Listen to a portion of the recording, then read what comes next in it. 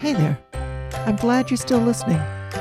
Here's another story from the Other People's Problems collection, written and performed by Marian Ridle. This one is titled Greed. It was the lifestyle Joe chose, yet he didn't know what to do with it. He was a hoarder. He'd come to accept that. His neighbors told him. His estranged siblings told him. The town's bylaw officer gave him formal notification. And now, his wife had left. Joe sat amid his hoard and decided to take action. It took 45 minutes to find the telephone. A precarious stack of newspapers had toppled and buried the small table upon which it sat. Fortunately, finding a telephone book was not a problem. He had a shelf with every edition of the town's directory since 1974 neatly sorted in chronological order. The most recent copy was 3 years old, a flaw in his collection, but the number he needed would still be in it. Times Past Antiques and Collectibles was on the town's main street, had been there for 30 years. Although Joe had never actually been in the shop, he passed it many times and knew that it sold old stuff. His plan was to thin his hoard and generate some cash. That would show everyone. Good morning, Times Past Antiques. Gerald Haddon, proprietor speaking. How may I help you? It took Joe a moment to process what he'd heard. Do you buy old stuff? If you've got something old, consider it sold, chirped the voice on the phone. Joe assured the shopkeeper that he had plenty of valuable old things, far too many to bring in for assessment. The voice on the phone responded with enthusiasm. Arrangements were made for the antique dealer to visit. Gerald Haddon was concerned when he parked his Mercedes in front of 24 Chestnut Street. The house looked frighteningly uncared for. The carport was packed with broken furniture, and the porch was filled with items covered in plastic tarps. He had dealt with hoarders in the past, and it was never a pleasant experience. In most cases, people called him in because a family member became entombed in their collections.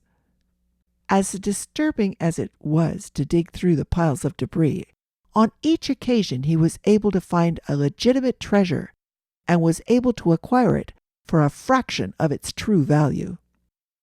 The people who called him tended to focus on removal of items ahead of profit, so as long as the hoarder was under control, Gerald could make off like a bandit. The bell did not appear to work, so he rapped on the frame of the screen door. As he waited, Gerald made note of a sour smell that seemed to emanate from the cardboard boxes to his left. Those on the bottom sagged with moisture and the weight bearing down on them. Through a split in one he could see fabric. The open lid of another revealed magazines. Gerald wondered if they were pornography. When the door opened, the man named Joe greeted Gerald and introduced himself. When Joe spoke, Gerald could smell sour coffee on his breath and immediately became fixated on how stained the man's teeth were and that one was missing in the front. He later noticed that Joe wore a clean plaid shirt, but his thinning salt and pepper hair could use a wash, and his jaw was covered in stubble. Joe told his yappy, overweight mutt to be quiet and invited Gerald in. "I'm delighted that you contacted me," Gerald commented as he entered the cramped hallway. "I observe that you've acquired an extensive inventory. I assume you have decided it's time to cull your collection?" "Yes," said Joe. "Well, my specialty is decorative items that are pre-1900, although I have recently started carrying some mid-century decor as well. As you probably know, there's a revival of interest in the mid-century modern aesthetic." "Yeah." "So how do you propose that we should tackle this process? Do you have your items curated or organized in any specific system? Not really. Joe felt there was something familiar about this man. The plaid jacket and matching vest struck Joe as very formal, but seemed perfectly suited to the antique dealer's manner. Joe thought that Gerald's snowy beard and upturned mustache made him look like a character from a book. Well then, why don't I just start browsing to get the lay of the land? If you don't mind, I'll poke into a few containers, and if I find something of interest, I will set it aside to discuss with you. Does that sound suitable? Sure. Gerald Haddon. Gerald Haddon. Joe felt like he knew that name. Of course, the market for antiques is not what it once was. Now people buy their decor at big box stores or online sources. Everyone has the same turquoise vase on their shelf, the one they saw in the commercial with the catchy jingle. The public's thirst for one-of-a-kind objects d'art is becoming a thing of the past.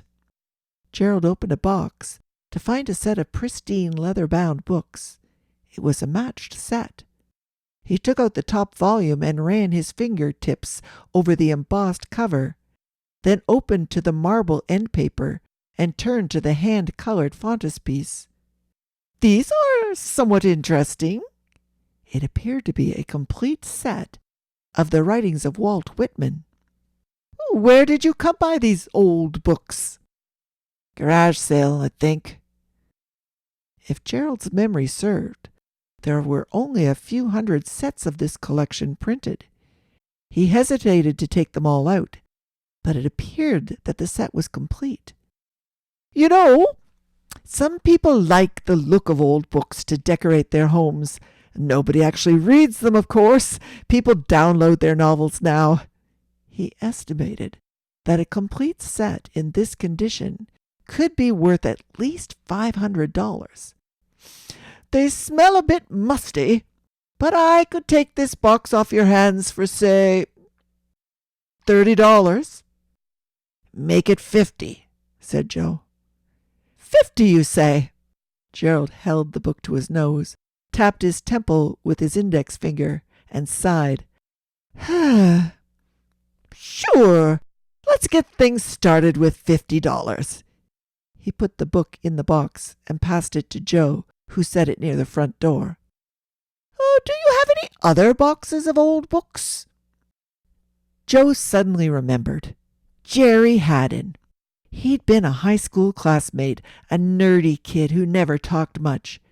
Joe felt a bit guilty taking him for a sucker. The box of old books had only cost Joe $5. Yeah, sure. I got plenty of old shit for you to look at. Joe smiled.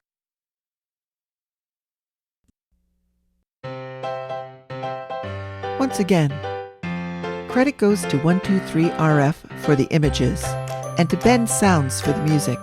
And a special thanks goes to Times Past Antiques and Collectibles in Drogheda, Ireland, for allowing me to use an image of their storefront. Hey, the dishonest dealer in this story does not work for them. If you enjoyed this story, please press the thumbs up button and then press share and send it to your friends. My goal is to build exposure, and your support really helps. If you know someone who would like to receive a monthly story, have them email me and I will add them to the circulation list.